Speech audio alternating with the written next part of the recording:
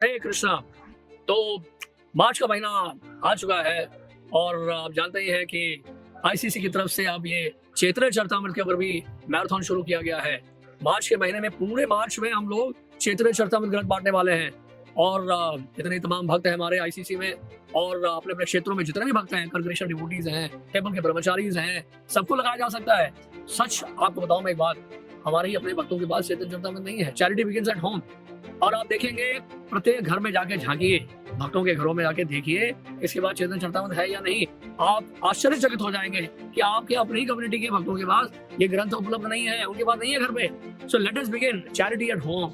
आप घर से ही शुरू करिए, अपने ही कम्युनिटी में देना शुरू करिए। डिवोटी कम्युनिटी में ही इतनी सारी चैतन्य चरितमृत की कॉपीज घरों तक पहुंच जाएंगी और एक बार घरों में पहुंच गया है ग्रंथ चैतन्य चरितमृत, फिर हम आउटडोर भी जा सकते हैं, आउटरीच भी कर सकते हैं। ऐसे कई यूनिवर्सिटीज हैं, कैसे लाइब्रेरीज हैं, कई हमारे जो हमारे डोनर्स हैं, दाता हैं, स्पॉन्सर करना चाहेंगे, फिर हम स्कूल के कॉलेजेस के लाइब्रेरीज भी रखवा सकते हैं। गौरंग महाप्रभु के बारे में बहुत कम लोग जानते हैं। भगवान कृष्ण के बारे में तो हर कोई थोड़ा बहुत जानता है भारत में होने के कारण, लेकिन चैतन्य महाप्रभु बड़े गुप्त हैं, उनका धाम बड़ा गुप्त है, उनकी लीलाएं बड़ी गुप्त हैं, उनके बारे में कैसे कोई जानेगा।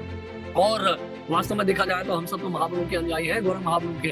चैतन्य महाप्रभु के बारे में बताना, जब महाप्रभु थे इस पृथ्वी में, भगवान अपने महाप्रभु अपने धाम में नवदीप धाम में या और स्थानों में अपनी लीलाओं को प्रकट कर रहे थे, उस समय महाप्रभु ने कई बार अपने परिकरों को कहा, ये मत बताना कि मैं कौन हूँ, मेरे जाने के बाद प्रकाशित करना जब तक मैं हूँ।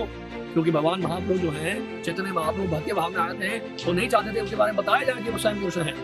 लेकिन हाँ, उन्होंने कहा कि मेरे जाने के बाद, तो महाप्रभु के जाने के बाद अब महाप्रभु के अनुयायी हैं, उनकी परंपरा में जा रहे हैं भक्त, उनका कर्तव्य बनता है कि चैतन्य महाप्रभु के बारे में और उनके बारे में जो लिखित ग्रंथ है चैतन्य चरितमृत, विशेष रूप से जो श्रील कृष्णदास कविराज गोस्वामी ने लिखा है और श्रील प्रभुपाद जी ने जिसका अनुवाद जानते कितने महीने में किया, 18 महीने में किया और 2 महीने में इसको प्रकाशित कराया।